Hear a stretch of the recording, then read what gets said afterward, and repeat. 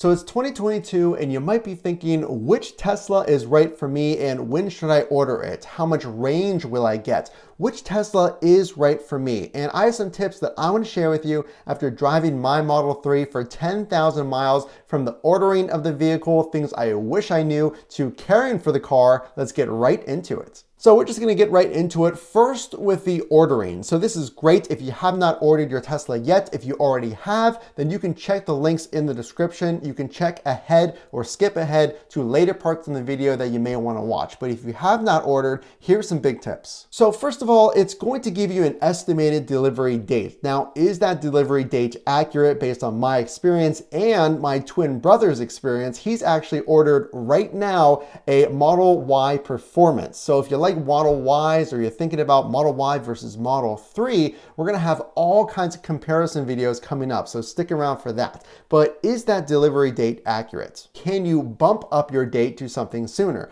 Well, in both of our experiences, the answer is no, because they're actually custom building your Tesla at a factory as we speak. But if you want to delay your order, you can actually do that. So let's say you're waiting on your charger to be installed or your accessories to come in. By the way, for the best accessories, check the links in the descriptions, the ones I use constantly after 10,000 miles. You can delay that delivery date. Talk to your Tesla rep and they'll walk you through your options. Other things you want to think about. You want to go on Tesla's website and you want to look up possible state rebates. And remember, certain states have additional rebates. We've talked about the EV tax credit. That is still up for debate. Nothing has happened with that just yet. But if you are certain you're going to place your order, for example, here in Pittsburgh, Pennsylvania has a $750 rebate. So you want to think about your lifestyle, how many miles you typically drive, how much acceleration you really want. Now, my standard range Model 3, it's now called a rear wheel, goes 0 to 60 in about 5.8 seconds. And I can just tell you briefly, after 10,000 miles, I never get used to it. It's absolutely amazing, and so is autopilot. So if you do want to wait for new technology before you order, let's say you want the new Ryzen processor, which is super fast, or the new 4680 battery in the Model Ys that's coming out of Giga Austin,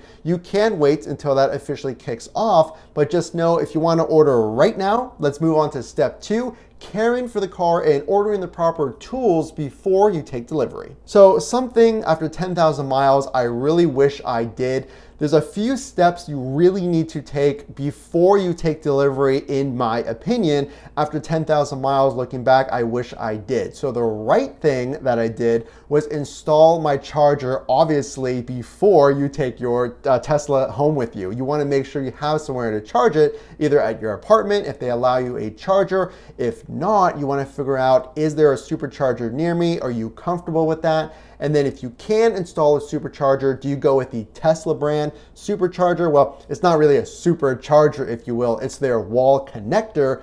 Or do you go with something called a NEMA 1450 outlet? So just so you know, they both give you the same amount of range per hour, around 35 miles, give or take a few miles, depending on your model, but you want to get that done, so reach out to electricians. Tesla makes it very easy. You can go on their website, search your zip code, pull up electricians, and start getting quotes. Okay, number 2, this is really important about caring for your car before you take it. So this is really, really important.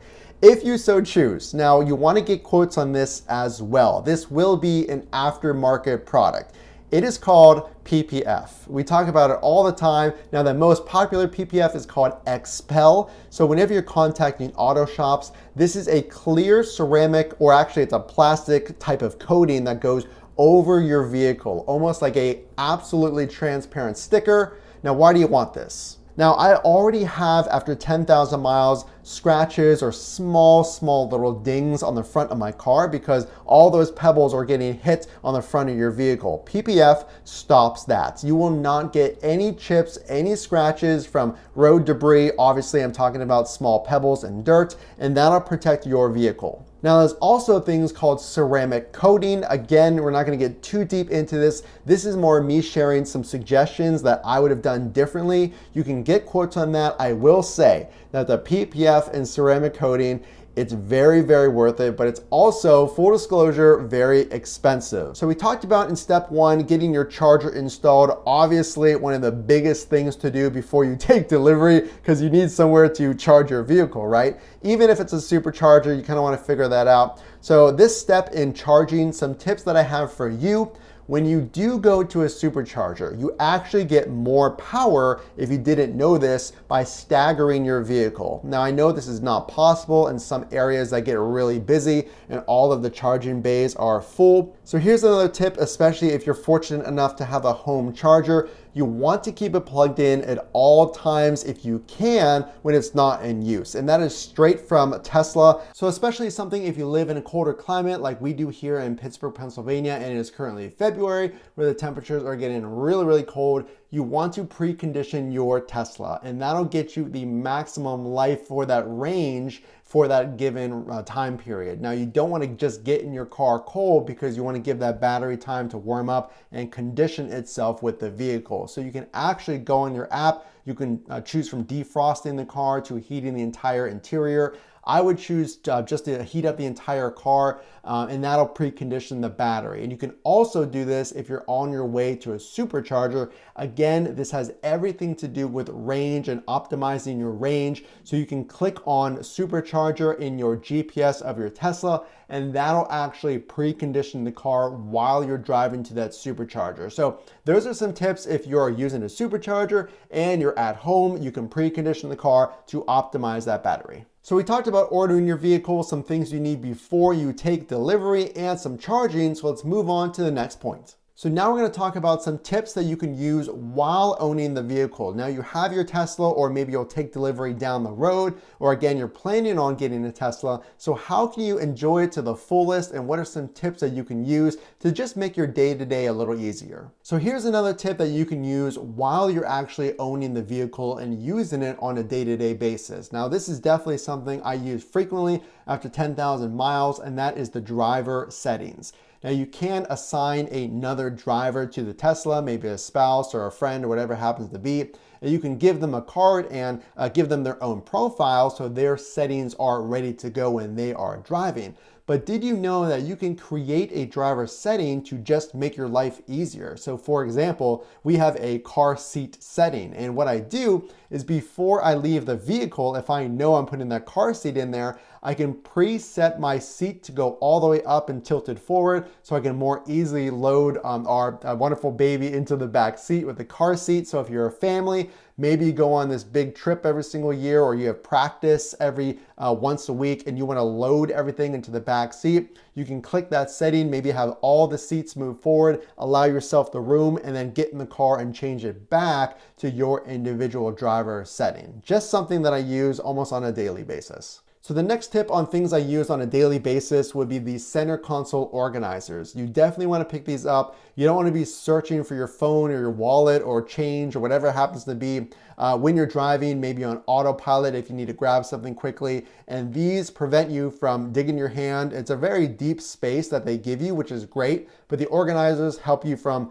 getting unorganized. And then second would be the grocery hook. I actually just picked this up. I love it, especially if you're getting the Model 3, which obviously has less room height-wise than the Model Y, and this allows you to hang anything really. What I do is I actually hang my towels, those microfiber towels I was talking about, on these hooks to dry so that they're not all just laying out in the trunk kind of getting moldy and smelly or things like that. And you can obviously hang groceries from it as well to give yourself a stackable height in your trunk. And finally, a tip on using the vehicle is the Sentry Mode. Now, if you want the premium connectivity, which I think is $10 a month, actually it is $10 a month, it does come with a 30-day trial. The premium connectivity is pretty cool, especially if you have any kind of concerns over security, or if you want to keep a closer eye on your Tesla. You can live view a feed from your phone of your Tesla when it is parked anywhere from your phone,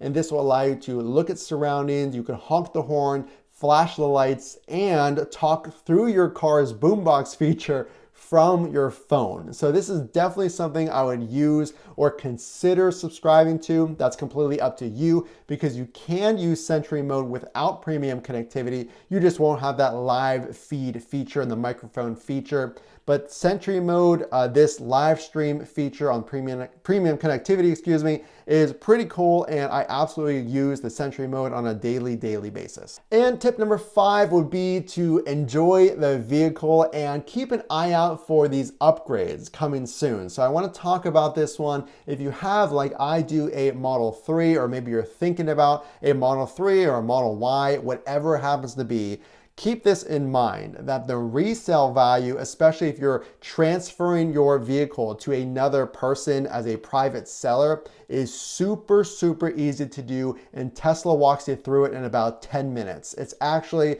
I think it's on the manual, transferring your car to another person. You literally just type in their name, first and last, and email, and it's as simple as that. It is now transferred to another person. Of course, you have to remove the car from your app and all these things. And the only reason I bring this up, because the resale value being so high right now, if you want to sell it, let's say privately, and make a huge profit on it, you can actually use that money to trade in or buy a brand new Model 3 or upgrade to a larger vehicle like a Model Y or whatever it happens to be.